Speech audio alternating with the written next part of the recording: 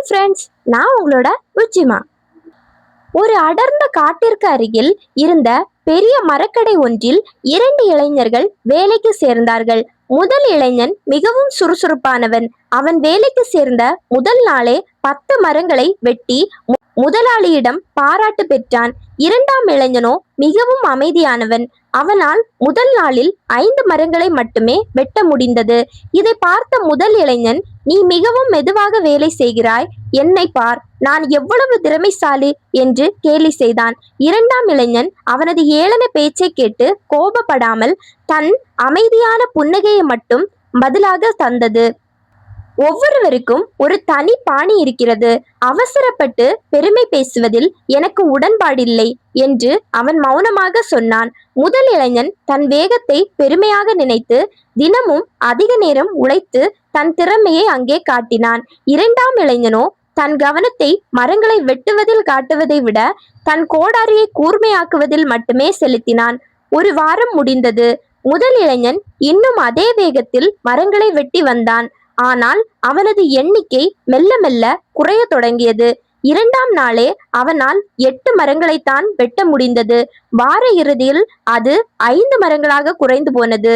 ஆனால் ஆச்சரியப்படும் விதமாக அந்த இரண்டாம் இளைஞனோ தினமும் தன் மரங்களின் எண்ணிக்கையை 5, 7, 10 என்று உயர்த்தி கொண்டே சென்றான். வார இறுதியில் அவனால் ஒரே நாளில் 15 மரங்களை மிக எளிதாக வெட்டி முடிக்க முடிந்தது. இதை பார்த்த முதல் இளைஞன் திகைத்து போனான். அவனுக்குள் பெரும் பொறாமையும் குழப்பமும் ஒரு சேர உருவானது. நான் உன்னை விட அதிக நேரம் உழைக்கிறேன், அதிக பலம் போடுகிறேன், ஆனால் உன்னால் எப்படி இவ்வளவு மரங்களை வெட்ட முடிகிறது என்று கேட்டான். இரண்டாம் இளைஞன் சொன்னான், நீ உழைத்த நேரத்தில் எவ்வளவு நேரம் உனது கோடாரியை கூர்மையாக்க பயன்படுத்தியிருப்பாய் என்று திரும்ப கேட்டான். முதல் இளைஞன் யோசித்தான். நான் மரங்களை வெட்டுவதிலேயே பிஸியாக இருந்தேன், கோடாரியை தீட்ட எனக்கு எங்கே நேரம் இருந்தது என்றான். இரண்டாம் இளைஞன் சிரித்து கொண்டே சொன்னான், அதுதான் உனது ஆகப்பெரிய பலவீனம். மழுங்கிய கோடாரியை கொண்டு நீ எவ்வளவு பலம் போட்டாலும் பலன் கிடைக்காது. நான் ஒவ்வொரு மரத்தை வெட்டி முடித்த பிறகும் 10 நிமிடங்கள் அமர்ந்து என் கோடாரியை நன்றாக தீட்டி கூர்மையாக்கினேன். என் கோடாரி கூர்மையாக இருந்ததால் நான் உன்னை விட குறைவான பலத்தை பயன்படுத்தி அதிக மரங்களை வெட்ட முடிந்தது என்றான். அவசரப்பட்டு ஓடுவதை விட நம்மிடம் இருக்கும் ஆயுதத்தை, அதாவது நம் திறமையை வளர்த்து கொள்வதே புத்திசாலித்தனம் என்பதை அவன் விளக்கினான். முதல் இளைஞன் தன் தவற்றை உணர்ந்து வெற்றி தலை குனிந்தான். உழைப்புக்கு முன்னால் திட்டமிடல் எவ்வளவு முக்கியம் என்பதை அவன் அறிந்து கொண்டான். இந்த சம்பவத்திற்கு பிறகு அந்த 2 இளைஞர்களும் இணைந்து காட்டின் ஆழமான பகுதிக்கு சென்று பெரிய மரங்களை வெட்டும் பணியை தொடங்கினர். அங்கே ஒரு மாபெரும் பழமையான காய்ந்த மரம் இருந்தது. அதன் தண்டு பகுதி இரும்பை போல மிகவும் கடினமாக இருந்தது. முதல் இளைஞன் தன் பழைய பாணியில் உடனே சுத்தியலையும் கோடாரியையும் தூக்கி கொண்டு அந்த மரத்தை வெட்ட ஓடினான். அவன் தன் முழு பலத்தையும் போட்டு அந்த மரத்தின் அடித்தான். ஆனால் கோடாரி மரத்தில் படாமல் எதிர்த்து வந்து அவனது கைகளையே காயப்படுத்தியது. இந்த மரத்தை வெட்டுவது சாத்தியமே இல்லை, இது ஒரு இரும்பு மரம், நாம் வேறு மரத்தை தேடுவோம் என்று அவன் சோர்வடைந்தான். ஆனால் இரண்டாம் இளைஞனோ பதறாமல் தன் கோடாரியை எடுத்து இன்னும் ஆழமாக 1 மணி நேரம் அமர்ந்து அங்கே கூர்மையாக்க தொடங்கினான். அவன் தன் கோடாரியை கூர்மையாக்கி முடித்ததும் அந்த இரும்பு மரத்தின் முன்னால் ஒரு போர் வீரனை போல கம்பீரமாக போய் நின்றான். அவன் தன் கோடாரியை ஓங்கி ஒரே ஒரு போடு போட்டான். அந்த மாபெரும் மரத்தின் தண்டு அப்படியே பாதியாக பிளந்தது. முதல் இளைஞன் இந்த அதிசயத்தை பார்த்து அப்படியே வாயடைத்து போய் மலைத்து நின்றான். அவனது கண்கள் தன் தோழனின் திறமையை கண்டு வியந்தன. இது மந்திரமா அல்லது உனது தந்திரமா என்று அவன் ஆச்சரியத்துடன் தன் நண்பனின் கைகளை பிடித்து கேட்டான். இரண்டாம் இளைஞன் சொன்னான், இது மந்திரமும் அல்ல, தந்திரமும் அல்ல, இது சரியான உளியும் சரியான கூர்மையும் சேர்ந்த உழைப்பு. சவால்கள் எவ்வளவு பெரியதாக இருந்தாலும் நம்முடைய ஆயுதம் பக்குவமாக இருந்தால் அதை மிக எளிதாக உடைத்து விடலாம் என்பதை அவன் நிரூபித்தான். மரக்கடையின் முதலாளி இந்த தகவலை கேள்விப்பட்டு அந்த இரண்டாம் இளைஞனை தன் கடையின் முதன்மை மேலாளராக நியமித்தார். அவனுக்கு பல பொற்காசுகளை பரிசாக கொடுத்து, நீ வெறும் மரங்களை வெட்டவில்லை, மனிதனின் அறியாமையை வெட்டியிருக்கிறாய் என்று பாராட்டினார். முதல் இளைஞனும் அவனது வழிகாட்டுதலின்படி தன் கோடாரியை தீட்டும் கலையை அவனிடமிருந்து மிகவும் பக்குவமாக கற்றுக்கொள்ள தொடங்கினான். அன்று முதல் அவர்கள் இருவரும் அந்த கிராமத்தின் மிகச்சிறந்த தச்சர்களாகவும் தொழிலதிபர்களாகவும் மெல்ல மெல்ல மாறத் தொடங்கினர். ஒரு மனிதனின் நிதானமான சிந்தனை அவனது உழைப்பை ஒரு மாபெரும் சாம்ராஜ்யமாக மாற்றியிருந்தது.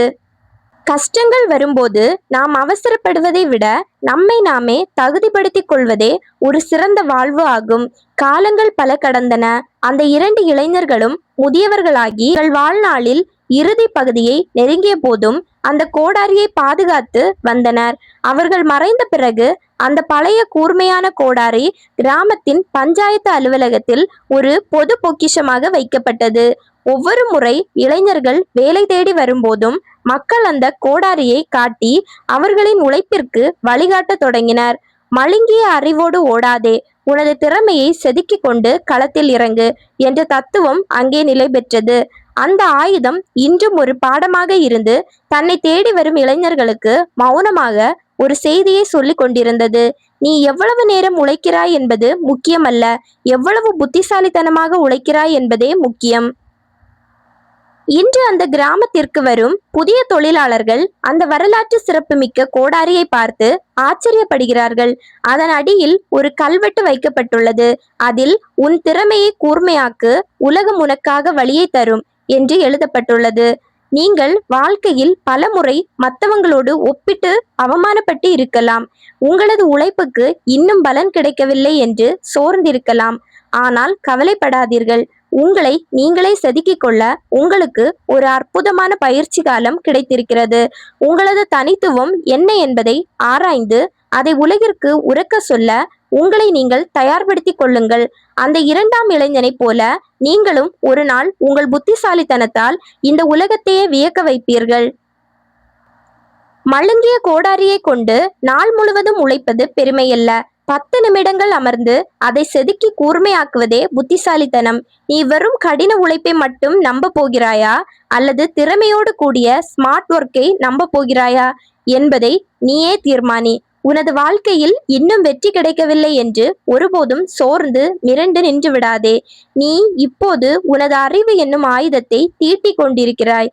மற்றவர்கள் உன்னை கடந்து வேகமாக முன்னேறுவதை பார்த்து பொறாமைப்படாதே. உனக்கான நேரம் வரும்போது உனது ஒரே ஒரு அடி மாபெரும் பாறையையும் பிளக்கும் விஸ்வரூபம் இருக்கும். சவால்கள் வரும்போது அவசரப்படுவது பலவீனம். அமைதியாக இருந்து தீர்வு தேடுவதே மாபெரும் கலை என்பதை உணர்ந்து கொள். உன் மீதான நம்பிக்கையை நீ இழக்காத வரை எந்த ஒரு கடினமான இரும்பு மரமும் உனது பாதையை தடுத்து நிறுத்திவிட முடியாது. பொறுமையாக இரு. உனக்கான சரியான களம் அமையும் வரை உன்னை நீயே பக்குவப்படுத்திக்கொள். இன்று உன்னை ஏளனம் செய்யும் அதே உலகம் நாளை நீ சாதித்த உயரத்தை பார்த்து அண்ணாந்து நிற்கும். உனது மௌனமான உழைப்பே உனக்கான மாபெரும் வெற்றியாக மாறும். இந்த ஸ்டோரி உங்க எல்லாருக்கும் கண்டிப்பா பிடிச்சிருக்கும் அப்படின்னு நான் நம்புறேன். அப்படி உங்களுக்கு பிடிச்சிருந்துச்சு அப்படின்னா கண்டிப்பா உங்க ஃப்ரெண்ட்ஸ், ஃபேமிலி எல்லாருக்கும் ஷேர் பண்ணி விடுங்க. மறக்காம நீங்க சப்ஸ்கிரைப் பண்ணி வச்சுக்கோங்க. இனி ஒரு அடுத்த பெரிய வீடியோல சந்திக்கலாம். அது வரையிலும் பாய்.